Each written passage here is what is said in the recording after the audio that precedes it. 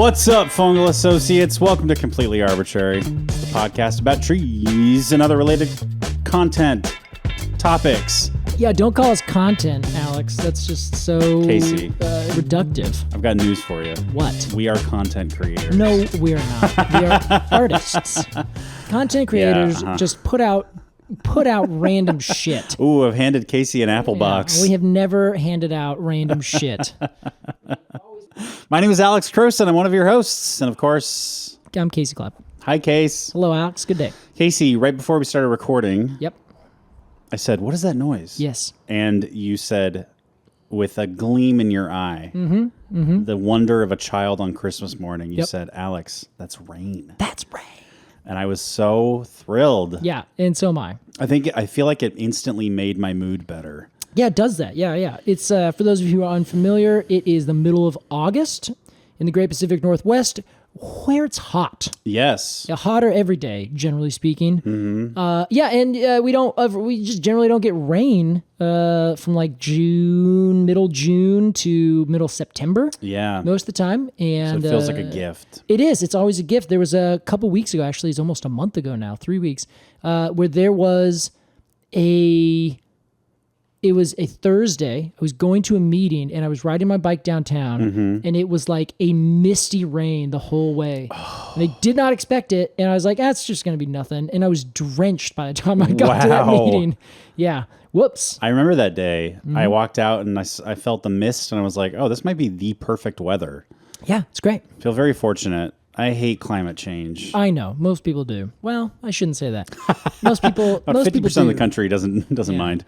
Yeah, it's great. It's lovely. And what you heard was these fat drops laying on this dogwood out we right got outside this fat window. drops, Yeah. Case. Casey, we are going to talk about a tree today, as we do every week. Ooh, Alex, this is a fun one. That tree is the western white pine. I saw this on the docket, and this was another one of those where I was like, I can't believe we haven't talked about that before. No, seriously. We've talked about the eastern white pine. Correct. We have. Well, this tree, Alex, I have to give a little bit of a background. Oh, wow. So I also would think, we've done the eastern white pine.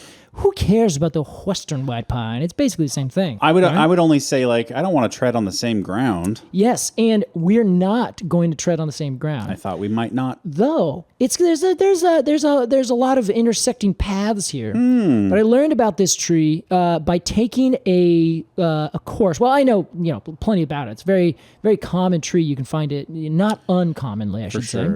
But it was profiled by the folks down at the Backcountry Press. You familiar? Yes, Michael friends? Kaufman. Michael Kaufman, and all those folks. So from those of you who don't know, Michael was on our episode for... What was that tree that we did with old Brewer Michael? Spruce. Brewer Spruce, down in the sickest spruce, or the... Russian wilderness. Yes, exactly. So, thank you. Good memory. Thanks. So, they put on a really fabulous 2-part series on pines of the West, specifically the white pines, which are those with 5 needles. Oh, sure. And they went through kind of a larger history, and they got the curator of conifers.org, the gymnosperm database, James Earl. Oh, so good. You know what I would say about him? What? He does exist. He does. He's like Santa Claus. I swear to God. Yeah. It's so they covered it in this thing, Alex. And guess what? I learned something in that podcast. There's just a presentation. Actually, it's a whole webinar that blew my mind to the point where I had to look it up, and I was like, I must talk about this on my podcast, Completely Arbortrary, with my friend Alex Crowson. Exciting. So here we are. Oh my gosh. Well, I can't wait to see what it is. But first, we must be good boys and wait until after the break. We'll be right back with Completely Arbortrary.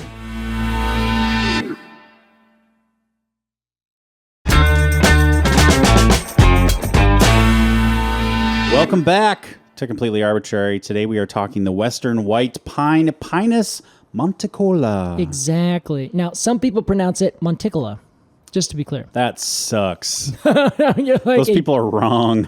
Those people are wrong. I don't want to be so blunt, but those people are wrong. Yes, I agree. Well, Casey, let's imagine. Oh, I got a perfect one. Ooh, yes.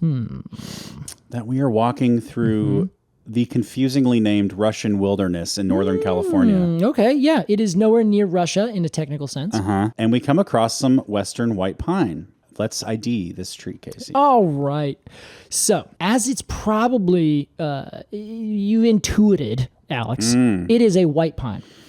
White pines are generally notable for having 5 needles per fascicle. Sure. And in the pines, Yes. we're talking a pine will either have 2 needles per fascicle, 3 needles per fascicle. Yes. And then we leapfrog over 4, Yep. although there are some That's very true. that have 4, and then there's 5 needle pines. Exactly. Which are the white pines. Yes, white pines are in the 5s. Got it. White pines are a fabulous group of trees. They are probably the one that you in the West are most familiar with. If you're out in the East, if you're in the Northeast, you know about it because of the eastern white pine.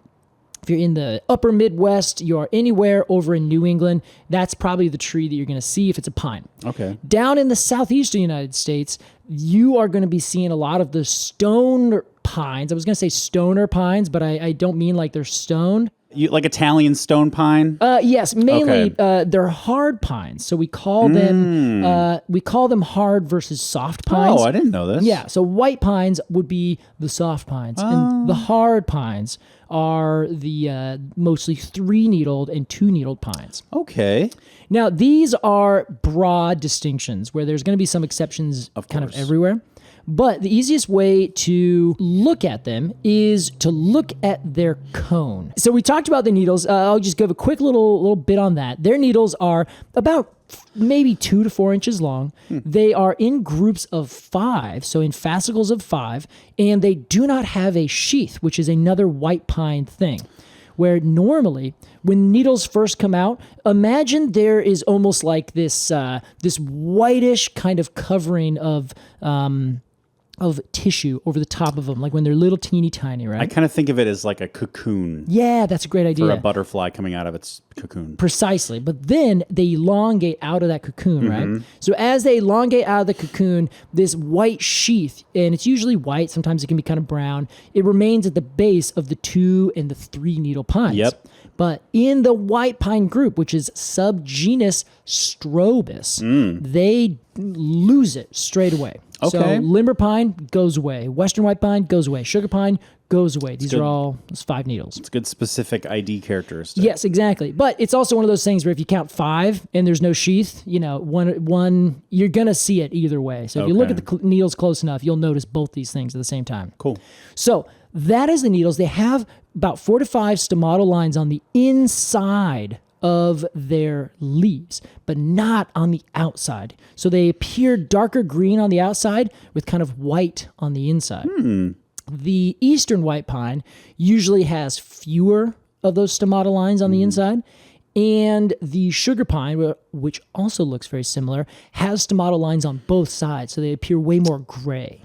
Are those stomatal lines pretty defined, or is this kind of a broad brush? You got to look close, Okay. like magnifying glass kind of close. So we're not talking like I'm thinking of like a distinct like road lines. Yeah, they're way skinnier and way longer. So when you look at them, you kind of see these diffused lines, and then when you look really close, you can see that they're like wop wop wop wop, very skinny kind of long tally marks. Cool. Yeah.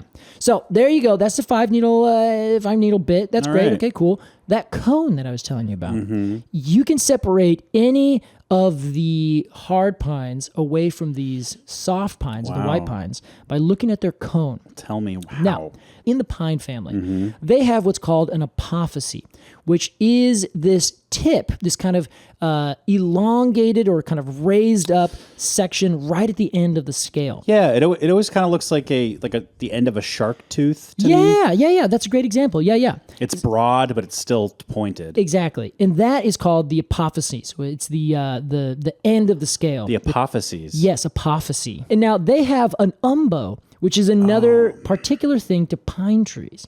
So the umbo is that raised central kind of point. If you have an armed umbo, that's when there's a little prickle on it. Yep. So it hurts a lot when you touch it. Now, the big thing about them is that they have it on the dorsal side, which is essentially the outside of the cone scale. And this is hard pines you're These talking are about, hard pines, not correct. our pine today. Exactly. Which is soft. Correct. Okay. So what that means is that when the cone is closed, you only see those tips. You only see them, and in the center of them is that umbo on that dorsal side. Yeah, yeah. And then they close up, and they all have these bands that they call sealing bands at the end of each one of the scale. So if anyone is out there, go pick up a cone that is not from a white pine. If it's a ponderosa pine, if it's an Aleppo pine, if it's a Coulter pine, anything other than one of those 5-needle pines, pick up that cone, look at the bottom, and you will notice a sealing band if you look on the underside or the outside of the scale. You're saying SEAL. Yes, as in it seals together. Okay. Yeah. So that is essentially where each scale connects to the next. And they kind of create this almost phalanx-like kind of shell around the outside where you have these scales with this central umbo. It kind of reminds me of like cypress cone, like A little bit. peltate Yes. cypress cones. Totally. Yeah. You're thinking in the right space here. So that is the hard pine. They have that sealing band and they have a dorsal umbo. Okay. White pines do not have a sealing band and they do not have a dorsal umbo. The umbo is at the very tip of the scale. So it's not actually kind of on the face of the scale at all in that central apophyse. It is at the very end of it. And there's no sealing band because the scales essentially overlap and that's it. They don't actually overlap and seal up next to each other like the hard pines do. Yeah, I gotta say, I love the look far more of a white pine cone. It really is unique, isn't it? Lovely. Yes, a sugar pine is the perfect example. That is another white pine. So if you ever see one that's closed, they just look like these overlapping shingles of a roof where you can almost feel them going like there's a go down, then to the next one, then down, the next one, then down to the next one. And then when they open up, they're quite elegant. They are elegant, Alex. Yeah, 100%. And they end up kind of creating this this almost flared like, I don't know, it almost looks like I don't know, I'm thinking like the bottom of a dress or something. Of where course, it kind of goes and kind of flutes out a little bit. Yes, me too. Yeah. So they have their own particular gorgeous look. I love them also. That is the quintessential look of the Western white pine. They look very similar to the Eastern white pine. So if you go outside and that's the tree that you're familiar with, pick that up, multiply it by 2 in every dimension, and that's what you have, including time. What? Sorry, not really. I read a book about time, and so now it's just on my brain. You got time on the brain. Casey, let's talk about the bark. Oh, right. The bark of this tree is a goddamn delight. It is a beautiful kind of squarish patterned bark that goes all the way down, and it ends up getting broken up as it gets older into little little rectangular kind of cubic little bits. Yeah. Those are separated by individual little micro furrows. Those micro furrows become bigger and deeper, and those plates become bigger and wider with time. It looks very fire adapted. It is, yes. It is a fire-adapted species. Not only is it fire-adapted in that it wants to avoid fire and stay alive, but it also is adapted to throw its seeds out and grow after a fire. Cool. So it's got it going on both ends. It's some attractive bark here. Yeah. It's really one of my favorites, and it is so substantially different than any other tree that you're going to see in a forest. As you walk through and you find a Western white pine in the middle of a forest of Douglas fir and hemlock and mountain hemlock, you'll be like, whoa, that's different. Casey, you know those, roof tile that's like terracotta and kind of curved? Yeah, I think so. Yeah, kind of like in the Kind of Southwestern style. Yeah. Sure. It kind of looks like that to me. You think so? Like these big vertical chunks. Yeah, okay. I really like it. I can get on board with that. Yeah. Well, that's Pass. our tree. There it is. Now, I got to go back and talk a little bit about some fabulous things about this tree. Oh. So, first off, it gets big. Historically, some of the tallest were over 230 feet. That's 70 meters if you're in Canada or elsewhere in the world. Wow. Huge trees. That is enormous. They would get up to 2.5 meters in diameter, 8 feet, So another gigantic Pacific Northwest conifer where it's like there's no conifer that we do little around here. They all get big and old. We're like the Texas of conifers. We really are. Take that, Texas. And only in that way. Yeah, don't look any further into that. I did not think this was going to be a big, thick conifer. I thought it was going to be one of those skinny, tall conifers. Yeah, it's ain't no lodgepole pine. Yep. And that's part of our story, which is kind of fun. Oh, interesting. Yeah. Okay. So this is a big tree, and it usually has your classic pine style growth where that central leader that grows up, horizontal branching, which is very notable. X-current. Look at you. He didn't even look it up, ladies and gentlemen. My first time I've ever gotten that correct. Oh, man. People study for decades and they still get that wrong. It only took you 4 years. Well hey, done. I'm ahead of the curve. So it's a big tree. Big tree. It's a big tree, Alex. And not only is it a big tree in terms of its size and dimension, it was a big tree ecologically. I'm seeing that it has quite a range here, Casey. Is that what you mean? Yeah.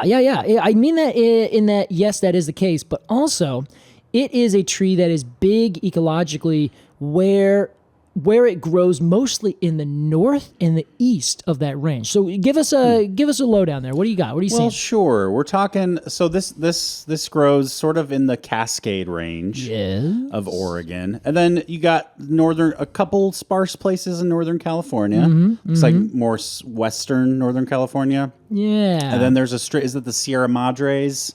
No, that's the Sierra Nevada. The Sierra Nevada. That's what I was confused at. Yeah. A good chunk of Western Washington. Yeah.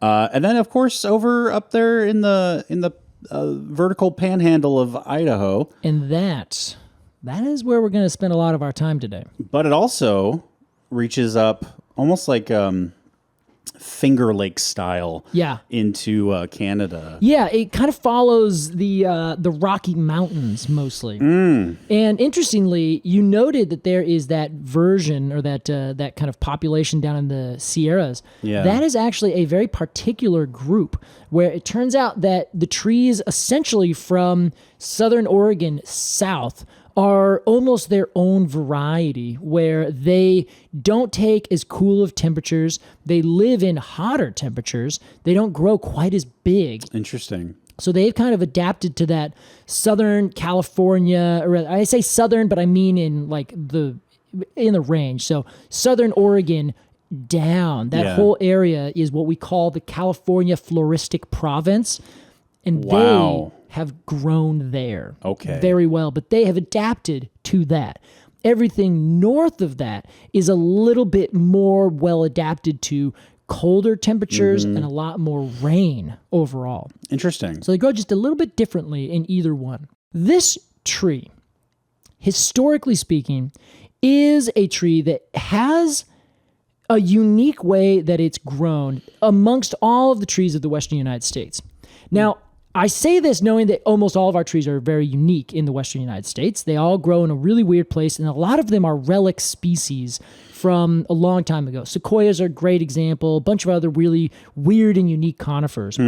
But this is the unique one that kind of is almost the Douglas fir version, where Douglas fir grows everywhere. It's one of the most common trees in the Pacific Northwest, along with the ponderosa pine in the west of the United States, period, right? The tree that no one has ever talked about that is also on the level of ponderosa pine and Douglas fir is the western white pine. Interesting. But no one ever told me that once in my entire life studying trees. In terms of like prolifics in the West? Yes. Okay. And this is what I learned. And then I had to go back and read it at a book because it also is a book that I've read through and I just completely missed it, I guess, or didn't give it enough praise or enough, there wasn't a sharp enough point on it. Okay. And the book that I was reading, which I highly encourage you guys all read, is Northwest Trees by Stephen Arno and Ramona Hammerly. In that, and in subsequent work put out by other agencies, namely the USDA Forest Service, I have learned that historically, let's say pre-1800, the western white pine made some of the most expansive and prolific stands of trees in the inland Northwest, certainly, but the Northwest kind of more broadly speaking. It was similar to the eastern white pine, which you may recall, the eastern white pine in its heyday, again, pre-1900s, pre-giant logging across the United States, was a forest that was essentially intact from like western Minnesota, upper Midwest, all the way through the Lake States, through New England, off to Labrador Island and all these, Canadian provinces way over there on the far east. Did you once say that at that time, a squirrel could jump from tree to tree? That was for the American chestnut. Okay. But you know what? I'm going to say, yeah, they could have. Okay. Yeah, it could have done that. They could have gone similar sort of thing. Yeah.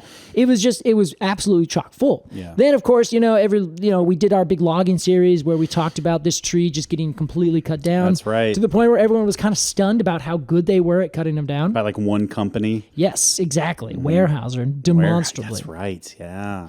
Well, it turns out, Alex, that the western white pine is a really similar species in that it is one of the best and most prolific growers. It grows fast. It grows straight. It has very straight grain. It doesn't split very easily. It takes nails really well.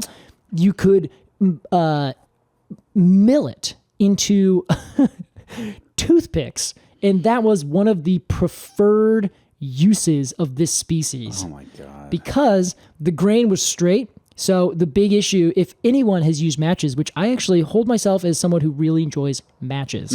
If you have a match that does not have a straight grain and the grain's off a little bit, as soon as you go to swipe it, it just snaps in half. Totally. So apparently the western white pine was the best. And they would use it all the time. It was classic for anything. That you needed to be delicate and straight. Yes, and strong. Table legs. And also be very good at lighting on fire, in terms of matches at least. Sure. So yeah, but it also took milling very well. And because it didn't split when you would put a nail through it, they ended up using it for things like door frames and window frames and molding, like the wood that we have around this room. And all of the rooms in your house is probably, if they're older than 100 years, 80 years old, something like that. Good 2x4 wood.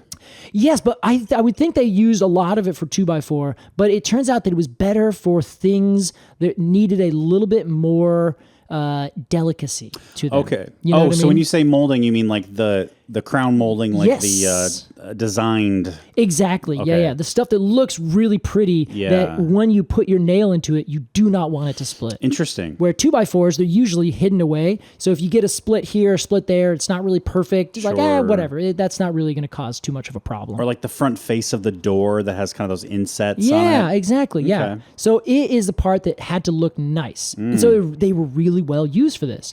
Not to mention, that would get you a high price because those are the higher quality pieces of lumber. Sure. So in terms of lumber, when they were done with the eastern white pine, they looked west and they went into Montana, they went into Idaho, and they found trees that were 8 feet in diameter, 200 feet tall, that were perfect for everything. It was to the point where they would actually have to pay loggers to cut down other trees than just the western white pine. Wow. Because it was just worth their money to go collect that tree and that tree alone. They got like a rebate for doing other trees. Yeah, exactly. Like, hey, we need you guys to cut them all down. Please don't just focus on that. Wow.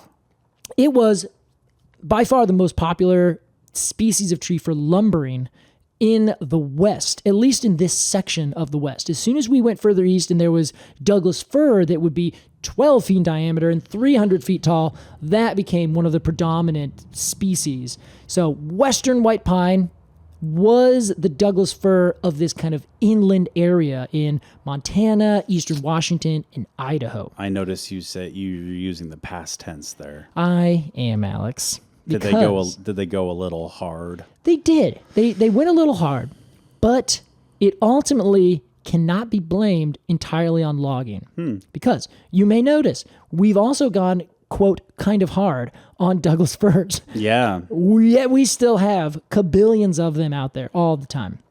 Douglas firs grow really well. everywhere that they grow. They grow fast, they grow straight, and they're ecologically a niche filler of a really interesting fashion, which it turns out the Western white pine also did. So they are early succession trees that also can maintain their dominance through late succession forests. Oh. So Douglas fir is another that does that, where they live for 800 years. You know? So if you're looking at a forest that's doing succession, you expect the young ones or the early succession trees to grow up, kind of grow fast, live hard, die young, and then the late succession trees take over and they chill for a long time. And then they can perpetuate themselves because they're shade tolerant. But these, they just keep living. yeah, they'll be early succession, but then they just keep going. Yeah. And then they're in 80 years or whatever, they're like the giants. Exactly. And then they just maintain that dominance for so long. Wow. The next time there's a small disturbance, they're the quickest ones to come in. Historically, they would grow and take an amazing amount of just trouble. So they could grow in lowland areas, not quite with their water or their feet in water, but they could grow in lowland areas. They can take drier areas. They can grow at lots of different elevational ranges, comparatively so.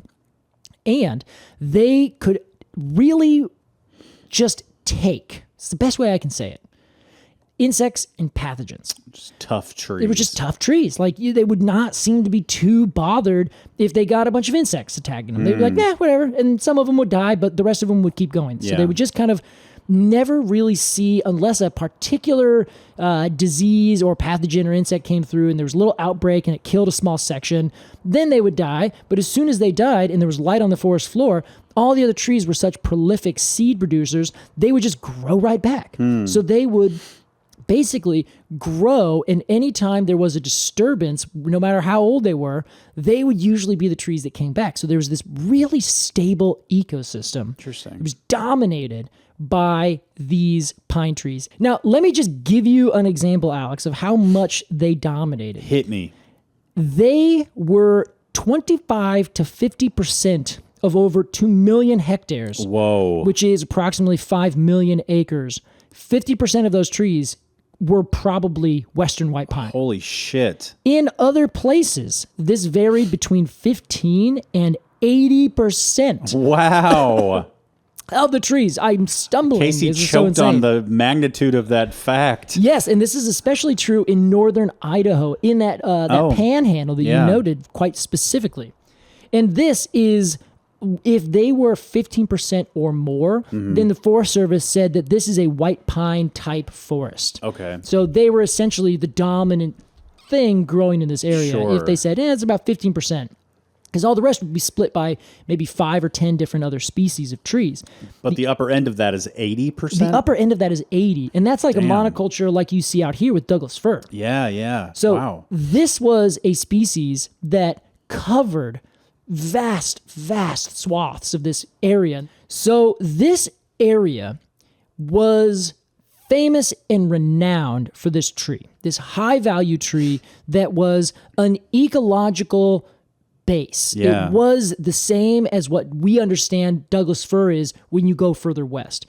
What ponderosa pine is in a lot of those mesic areas, kind of between where the western white pine dominated and where Douglas fir dominated, ponderosa pine dominated everything in between there. Interesting. This tree was only really a competitor with the western larch. It's the only tree that could get up and actually give it a bit of a kind of fight for the dominance. Okay. Everything else was like, yeah, no, that's you, that's you, baby. It's your thing. Wow. And then a couple things happened, Alex. And we've talked about one of them, and we haven't really quite talked about the other to a super big extent. But those two things came together with logging and ultimately changed the face of the entire ecology of Western North America. Wow. In a way that the ramifications are gigantic. And we'll find out what that is right after the break. See, if I would do that there if we had the if that was our format. Yeah, right. Anyway, hold on. Let's pause for commercial. And there we go. Welcome back to Completely Arbortrary. So here's the situation. If we were a better show. Well, no, it's just a better show. It's just more ads. That doesn't count. We can't do that. Yeah, exactly. Better for us. So there is a book that I've talked about a few times called The Big Burn by Timothy Egan. Yes. This book is all about a fire in 1910. Oh, wow. That's known in history for two things. One, being one of the single largest forest fires on record in the, at that time, proto-United States. This is like 1910. We were barely past the Civil War. Oregon had only been a state for 60 years. Wow. So it was like, okay, what is this area? What's going on? It was brand new, these giant mountains, and there was this perfect situation of summer weather where there's no rain, huge drought, tinder everywhere. And people had been logging there for a long time. And this is in the, essentially what equates to the Wild West at the time. So trains were driving through and they would be sending off sparks because they were like coal-fired plants on tracks, The old iron horse? The old iron horse, that's right. Oh, my goodness. So these trains were just throwing sparks into dry, tinder area. Jesus Christ. And it ended up igniting a fire that did two things. One, it killed like a couple hundred people. Like the same kind of thing like the Paradise Fire where like an entire town just got wiped out. Same exact thing happened here. And in Hawaii, same style. Where like no one could get out and it just was this conflagration that just went whoo in no time at all. Oh my God. It was horrific and it destroyed such a huge, think 3 million acres of land. And it absolutely destroyed forests that were ancient. These trees can live up to about 600 or so years. But then there's also Douglas fir and there's larch and there's all these other species that grow in this area. Just knocked them over like toothpicks and burnt everything to a crisp in this area. You know that this was a big fire because when you look it up online, they call it the Great Fire. Yes, yeah. And it's a huge deal. The Great War. Yes, exactly, right? So it is one of the most notable things strictly for the size and scope of the incident itself. But what ramified through that is essentially our modern day fire suppression policy, where we're trying to change that now. But essentially, we said these are forests that need to be set aside so that we can use them later. This was the classic idea of conservation put out by Pinchot. Yes, yeah. So he said, these are working forests. We're going to use them. This is our resource. So he was a big deal right now. And he was saying, here we go. We are going to start our forest management the way they do in Germany and Europe. It's going to be great. And no one took into consideration that A, peoples have been living here managing it a completely different way for thousands of years, and B, it's just a different ecology. You can't manage the Western United States the way you manage, the German Black Forest. The species are different, the climate is different, everything is just completely different. It's not the same fundamental working space. Then they said, wow, this huge fire came through. You know what we need to do? Stop this from ever happening again. Legislation. And they started to create the Forest Service, and they started to say, anytime we see a fire, we are putting it out. The most successful ad campaign in the history of the country, Smokey Bear. Smokey the Bear. Exactly. Smokey Bear, Smokey the Bear. Smokey Bear. Smokey Bear. No the.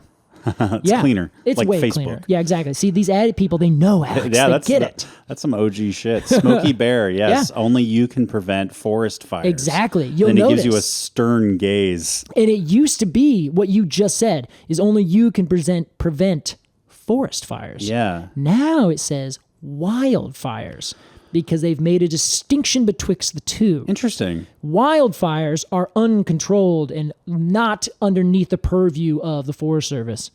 The prescribed fires, those are forest fires, but they are okay. We are in control. We said, hey, we're going to make this fire. We're going to do it like this in this area, and we're going to do it for these reasons. And we have, people watching on all sides and that kind of thing. Wild versus domesticated fire. Precisely. That's exactly it. Really quickly, I want to say Smokey Bear, one of the best, designed characters. Yeah, you think so? Ever. He's great. He's fun, isn't he? So classic looking. Yeah, the hat that makes you look like you're a ranger. Yeah. He looks tough and, he's a bear and everyone loves bears, but they're also afraid of bears. Yeah, exactly. He's got those classic blue jeans and a big belt buckle that says Smokey. Exactly. You know what? I do like that belt buckle. That's pretty. I never noticed that before. Yeah. It was to this day, it's one of those things that people point out, like, yes, we got the entire United States to get on board with that. And it's like, it's known from children to adults to everyone for the last 100 years. But now we're thinking that it maybe was harmful. Oh, now we know it was very, very, very harmful. Yeah. Because the fires, as part of that ecosystem, would clean out all this underbrush and all these other trees. And it would kill some over here, it would kill some over there. It would have these stand replacing fires that would happen essentially every 200 to 300 years. But there would be smaller fires that would leave this patchwork that came every 25 or 30 years.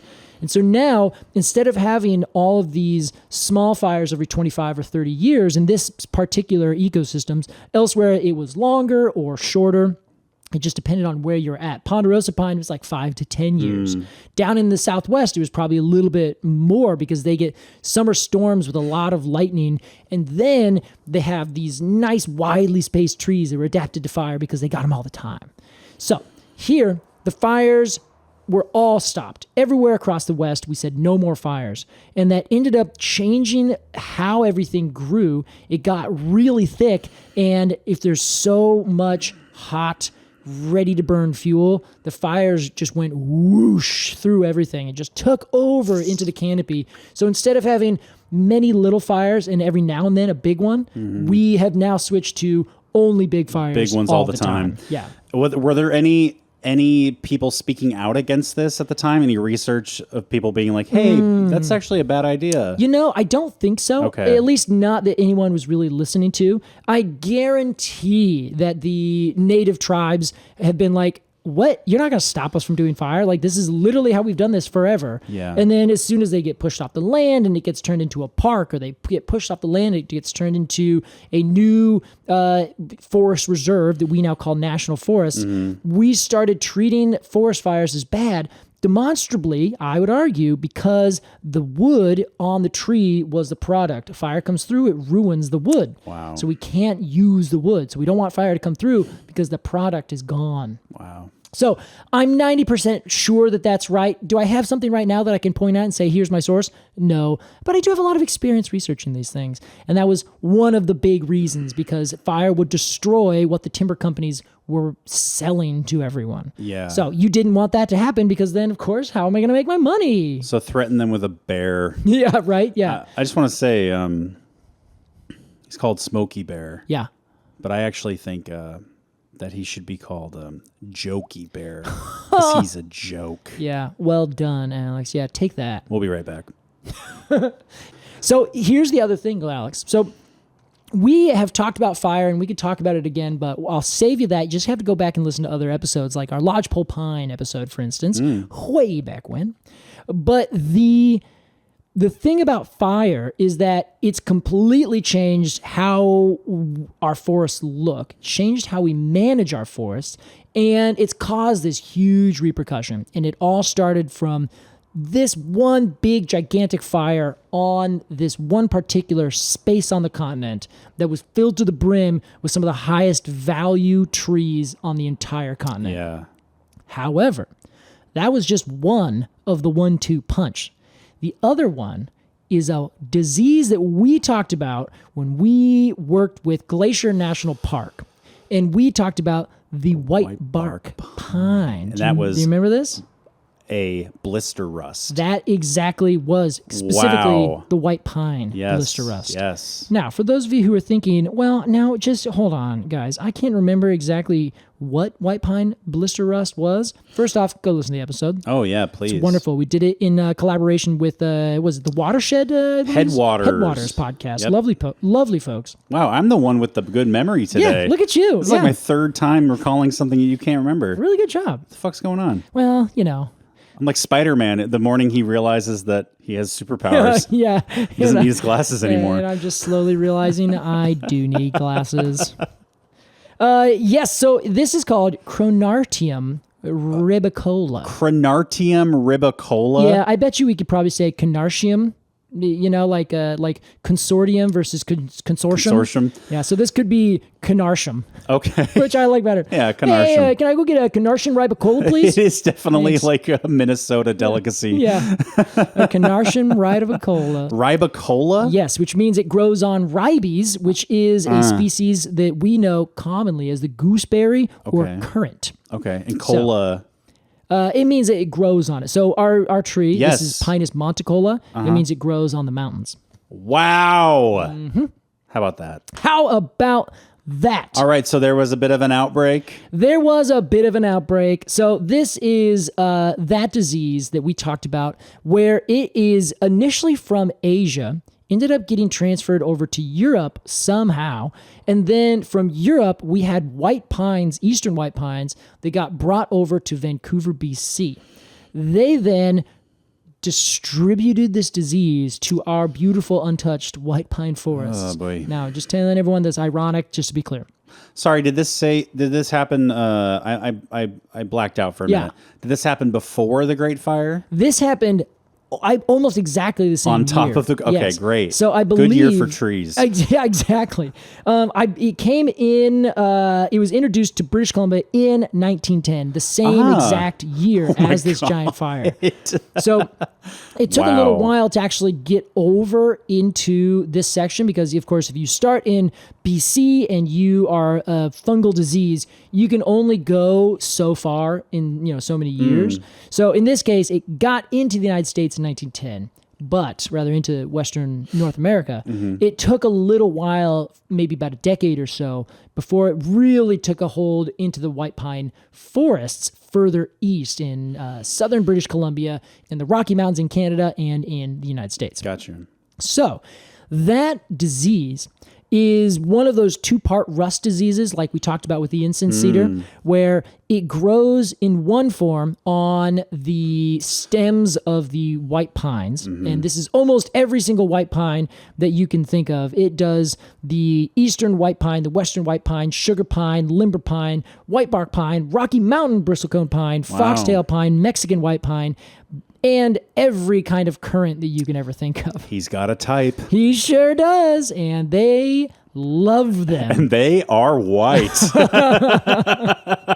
That's what I thought you were going to say. I should have, man. I'm not good today. I'm just off. Can't remember anything. Can't say funny jokes. What am I even doing here? Well, this whole thing, it kills just absolutely. If it gets in the stem of one of these trees, it's as good as gone. It's just a matter of time. Damn. Now, I was noting that it has these alternate hosts. So it starts on the tree. Yeah. And then its secondary section of its life cycle, it has to go and infect a currant, a ribes. And then from there, it produces the kinds of spores that will infect the white pine trees. It reminds me a little bit of ferns. Yes, where it has those two life cycles. Yeah. Except this is a fungus, which is just completely... who knows? They do the weirdest things, They're right? bad shit. Yeah, they are absolutely insane. Interesting. So this is one of the biggest issues with the white bark pine because they just don't really have a resistance. None of our native white pine species have a resistance to this disease because, or at least not in mass, because they've never had to deal with it before. So they've never developed it in a way that has, essentially rebuilt the population with this immunity kind of gene. But they're working on it slowly but surely, but it destroyed something like 90% of the trees. Remember, this was the Douglas fir of northern Idaho. Where the forests were up to 80% of this one species. Yes. And now they're gone. Oh my God. Not entirely. In the span of a year. No, this took a good while, but it was within the first half of the, I'd say probably about over 50 years as the disease spread south. Okay. Every tree died. So the forest fire was like really the beginning of the end for these trees. Well, yeah. So you think about it. There's really I should have been saying three, but the two big ones, the fire and the disease. Yeah. The third one, of course, is logging. Man. So we would go in and we'd cut trees, but they would grow back if we just let them grow back, which of course we were. We wanted them to. That's the whole point. So we would cut them. They would start to grow back. Then a fire would come through. The fire killed off literally millions of different trees. Then they would start to grow back, and then they would all get hit with this disease and just all kick the bucket. You know what they say, Casey? The deadliest disease is the greed of man. Wow. They really do. I've heard that. I don't know. Yeah, well, in this case, it's really actually white pine blister rust. But yeah, I see what you're saying. Well, the second deadliest disease is the greed of man. Yeah, it is. So, so here's some quick implications for this. This poor tree. Oh my God. It's just getting hit from every side. Seriously. Yet it's still robust enough that because of all these big hits, there are some trees that have a natural resistance that is just, they're doing fine. They have not been killed by the disease, and they have found those trees just like the white bark pine, and they have collected the seeds, and they said, bears, please go away. We want to breed these seeds as best we can. So we call it artificial regeneration, where we grow them from seeds and we plant them out in the world to let them start to rebuild the forest. Good. But here's the thing.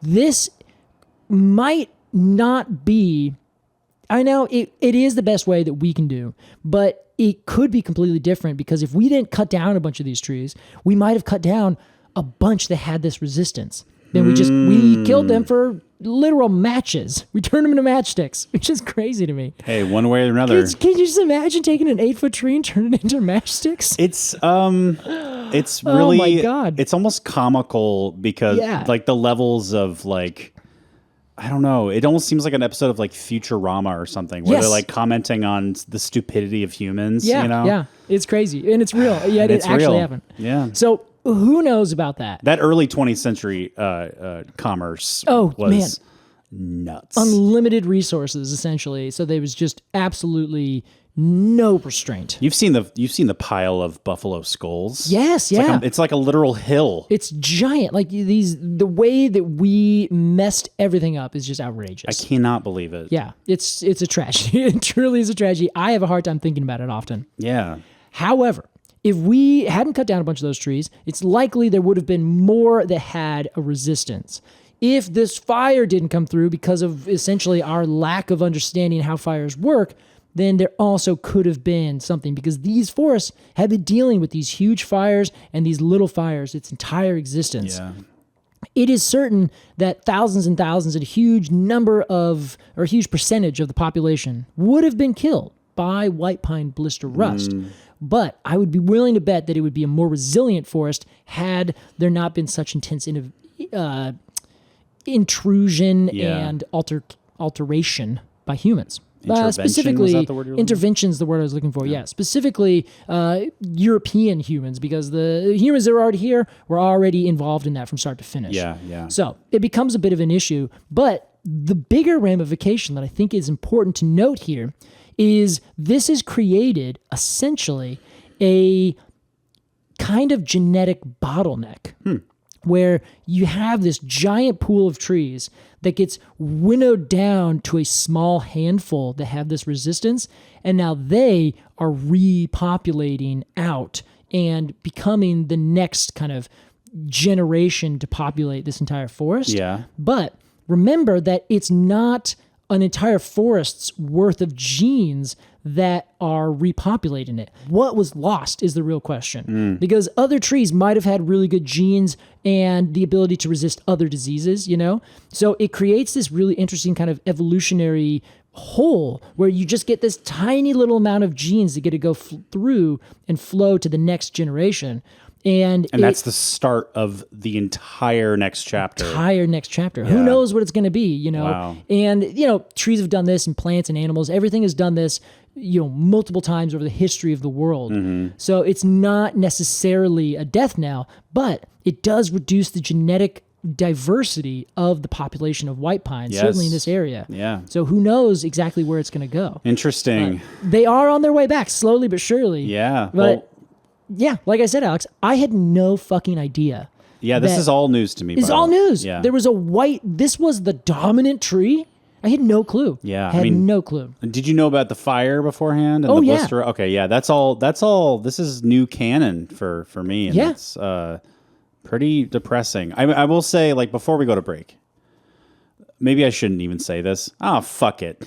I do kind of appreciate the irony of, like, these European know-it-alls coming in and being like, yeah, we'll take care of this. Yeah. Pushing out the people who have been maintaining the land for thousands of years.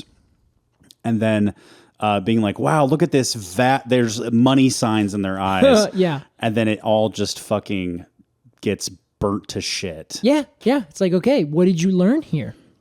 And the answer, as always, nothing. Nothing. Yeah. We're learning right now, aren't we? Sure. Wow, on that note, we got to take a quick break, but we'll be right back with our review. Everyone go get your tissues.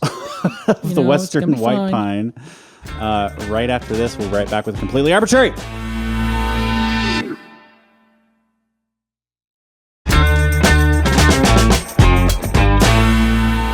Welcome back to Completely Arbortrary. That was our discussion, a tragic discussion of the Western White Pine. Casey. Yes, sir. It is time for our review of this tree, and here's how it works. We're going to give some final thoughts. I have a fun idea for this one. Ooh, okay. And then give this tree a rating of 0 to 10 golden cones of honor. I think in honor of our dearly departed Western White Pines. I know they're still around. Yeah, okay. Yeah, but, you know, a big, you know, in honor of the Great Fire, I think we should give a review in the form of a haiku. A haiku? A little bit of a poem. Oh, I'm not ready. Can I give my review and then end it with a haiku? No, because I'm trying to cut down time, not add time. Damn it. Maybe we should just do a regular review, but keep it tight, mister. Oh, I see. Okay, all right. So this is it. Either you're keeping it tight or you're doing a haiku. I might do a haiku. I might work on my haiku while you keep it tight. Sounds good. Okay. We're like salt and pepper. Yeah, that's right. Casey, as a resident expert, we'll begin with you. All right. I love finding this tree in the forest. I think it's beautiful. And whenever I do, my heart jumps a little bit. And I'm like, oh, nice. And I pick up the cones because they're really big. They're not as big as a sugar pine, but they are long and can be very confused with a sugar pine. Interesting. Yes. Go buy my book and I'll tell you the difference. And for that, I love them. I love a good cone. You know this.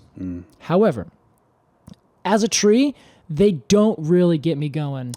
And if I saw an entire forest of them, I think this would change it, but I have yet to see it because I am unlucky enough to live after all of these events. Yes. And it is just tragically never been the case. This is what you mean when you say make America great again. Yes. Bring back the Western White Pines. Bring back the Western White Pine. Lodgepole pine sucks. That's the tree that essentially took over. Anyway, so I do like it. I think that it does a lot of cool stuff. I love seeing it in the landscape because I think it's underplanted even today in cities and things. So I think that it should be planted more. I think that it should be another giant part of our forest ecosystem, and I believe that it will happen. Perhaps not in our lifetime, but in the long arc of time, it will come. I believe I will give this tree an 8.1 golden cones of honor. So I think it's great. Do I think it's the greatest? No. A fine review, 8.1 golden cones of honor for the Western White Pine from dendrologist Casey Clapp. Oh, that wasn't your haiku. Oh, jeez. I was counting syllables. All right. I forgot to do my haiku, so I'll just say this. Okay. I think the Western White Pine, I mean, it's a tragic tale. I feel really bad for it. What an awful fire. Like I said, a small bit of satisfaction that some billionaires lost out on a big crop of funds. That's nice. that's your one solace that you're taking from this? Yeah, for the human side of it. Okay. For the tree side of it, horrific. I'm tragedy. very sorry that this happened. Also, I don't know if those people deserve to die in a fire. That sucks. I think that would be awful. You know, I kind of agree with you, Casey, where it's like this as a tree, it doesn't really get me going. I think it's a beautiful cone. In fact, you're going to think this is funny. My only gripe with the sugar pine cone is that it's too big. It's too big? It's unwieldy. Oh I can't set it. It's up on a random... I just like I'm putting it somewhere where it will fit. The problem with this burger is it's too delicious. No, the problem with the burger is that it's too big, right? Because it could be delicious, but if it's too much food, if it's too big to wrap your mouth around, that's kind of what the sugar pine cone is too big to wrap my mouth around. Yeah, okay, in a way. That's what I'm understanding. That's the metaphor that we're going to use. Yes, okay. in a way. I'm going to start doing that for everything. You know what? Honestly, I like it, but it's just too big to wrap my mouth around. Casey, you're talking about a movie review. Like, I can't fit it in my mouth. I don't like it. Anything that's good should fit in my mouth. Yeah, Freud is just like, yes, exactly. You finally get it, people. So the Western white pine, I love the cone, but that's about where my admiration stays. Okay. But, I'm a pine man through and through. Love me some conifers. So I'll give this a 6.75 out of 10. 6.75. Yeah, that You're feels really right into the to me. quarters these days. Yeah, not blown away, but I do appreciate it. Yeah, that's very fair. What a tragedy. What a beautiful tree. Yeah, it's too bad, huh? Oh, well. Casey, it's time for our completely arbitrary AMA. Oh, man. Casey, this week, our question comes from Cone Club supporter, Haley Hurt. Haley, man, am I happy to hear from you. Haley says, what's up with the Oaks on McLaughlin? Now, what's the deal with the Oaks on McLaughlin? Okay, Haley Seinfeld. All right.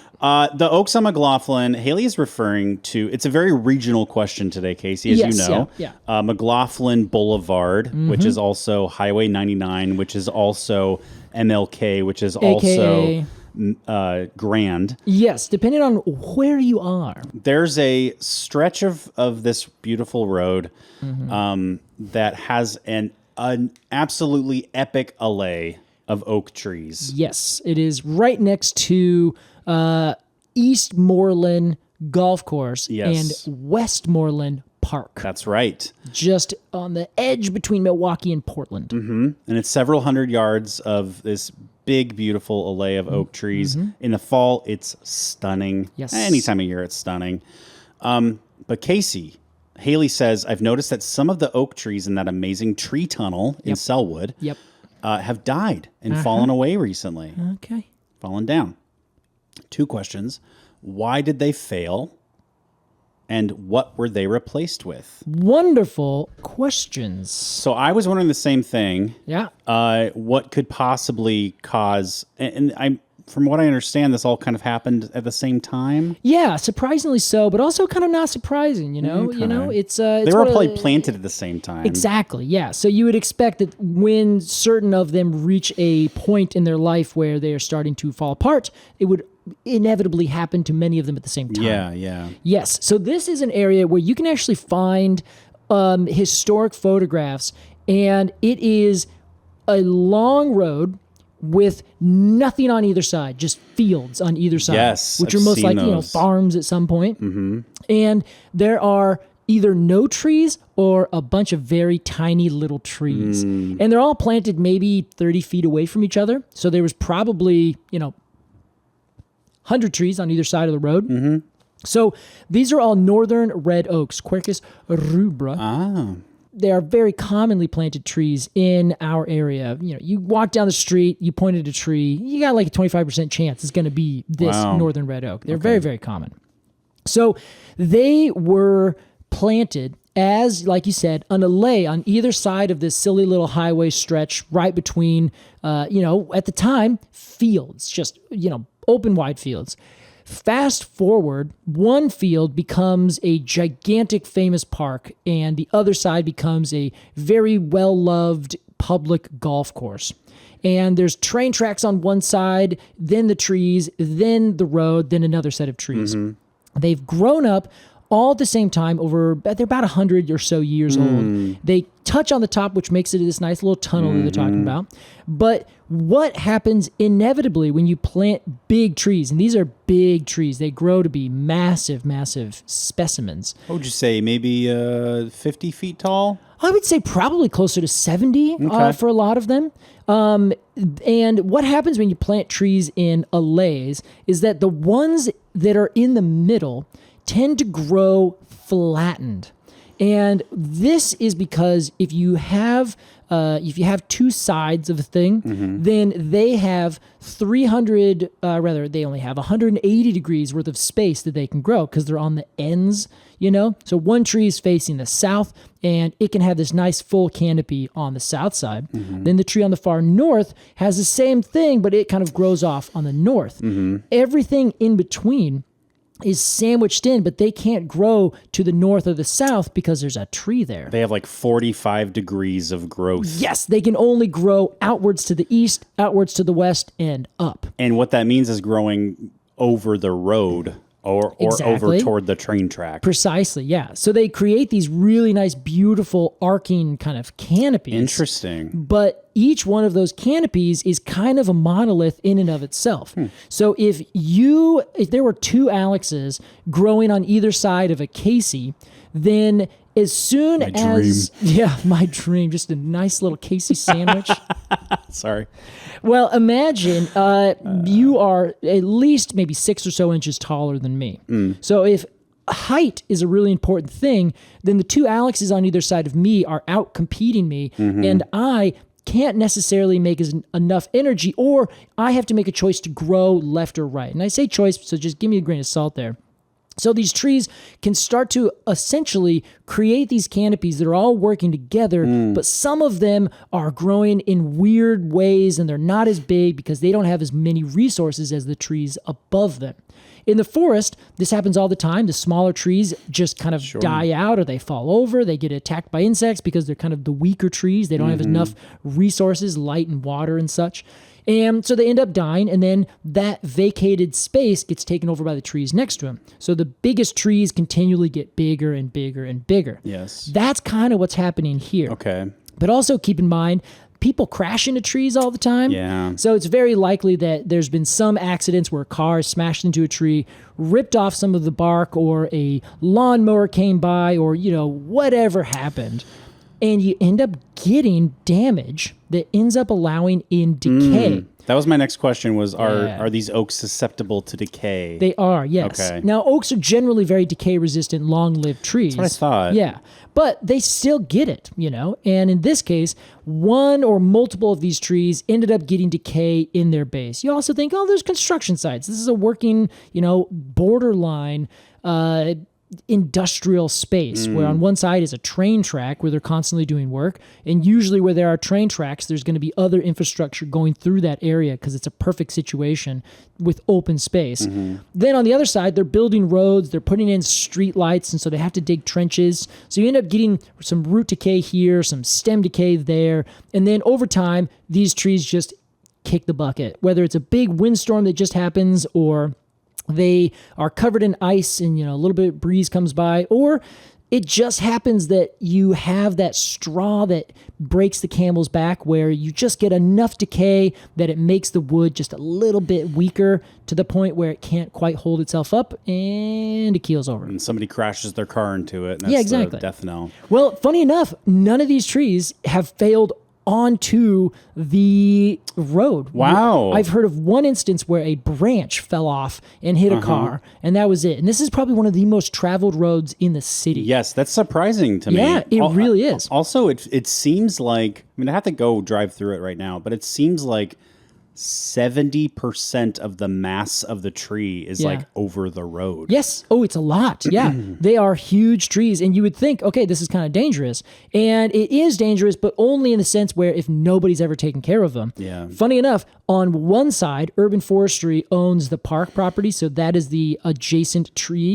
So the adjacent property owner, i.e. the city of Portland Parks, has to maintain it. Yeah. So they did this a couple of years ago, got the entire place completely redone. So all of the trees on the west side have been maintained. You can find really good cuts. They reduced some of the lengths where some things were a little too long, cleared out dead wood, did a bunch of good work. So, Okay, interesting. So what are they replacing those fallen soldiers with? this is great. I'm so happy that you asked, because my friend August, who's a fungal associate, he has been involved with trees and plant things for a long time. He works actively with the city and other folks, and his specialty is planting, tree planting. Okay. And so he actually reached out. I think we were at a conference. I don't know what we were doing, but we were hanging out, and he asked a couple guys that we were with. He's like, hey, what do you guys think we should replant there? I just got the contract to replant new trees. So I happen to know that he planted some northern red oak, planted some European beech, and some London plane trees. Oh, lovely. Yeah. So Love me a London plane tree. Yeah.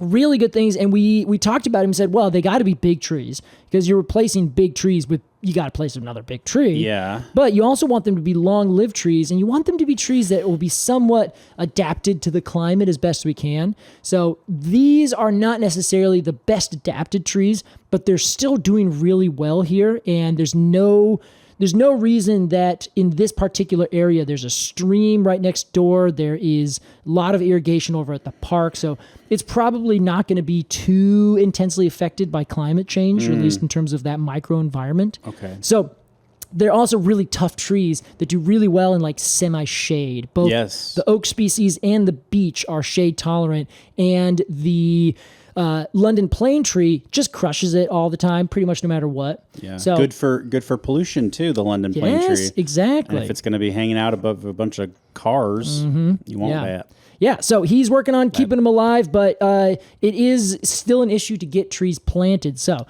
keep an eye on them, because they just were planted, I think this last year maybe.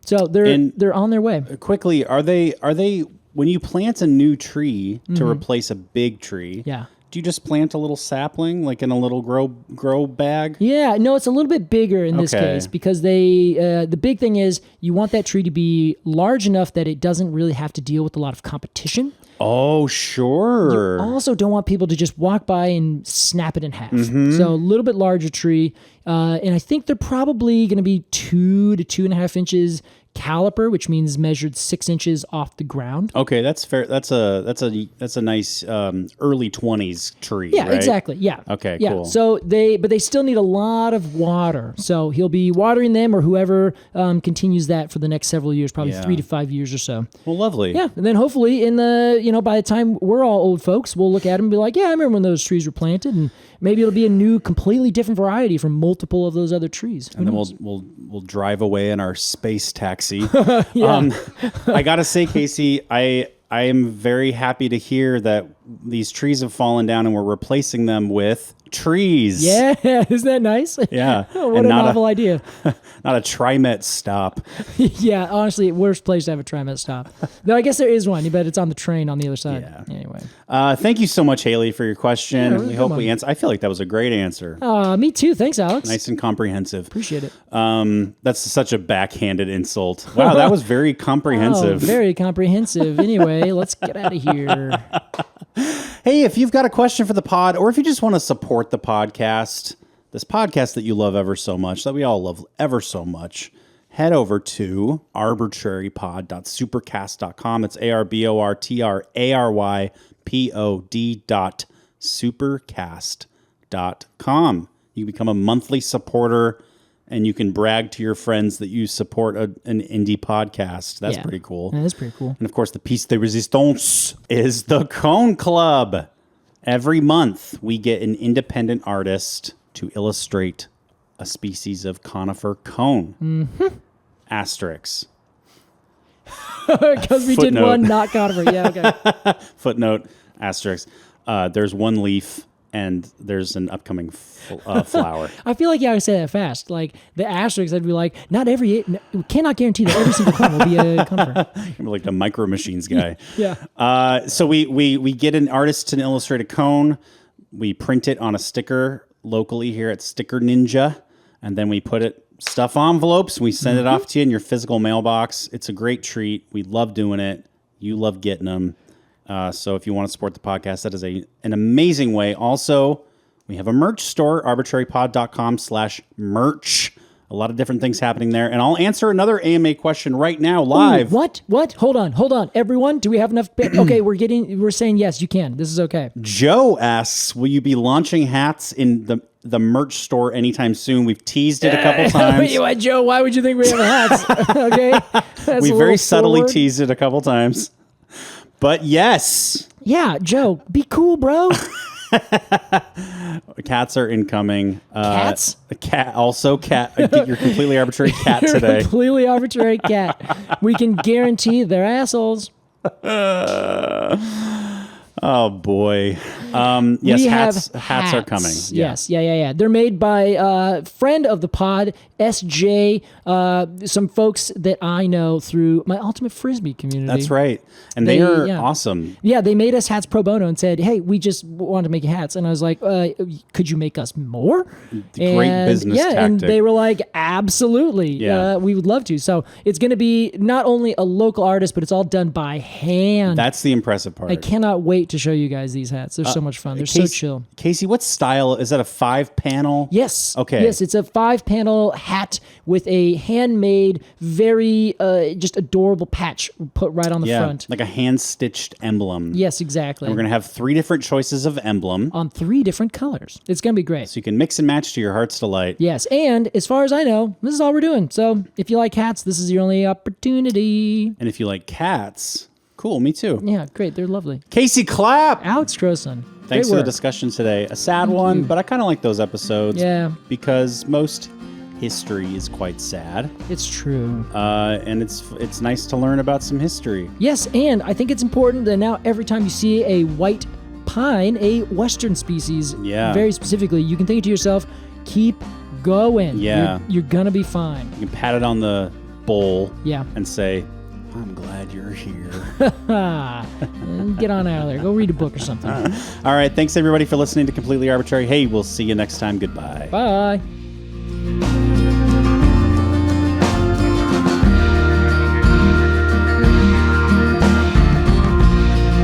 Completely Arbitrary is produced by Alex Crowson and Casey Clapp. Our artwork is by Jillian Barthold, and our music is by Aves and the Mini Vandals. If you want to support this podcast and become a Treemium member, head over to arbitrarypod.supercast.com. Thanks for listening.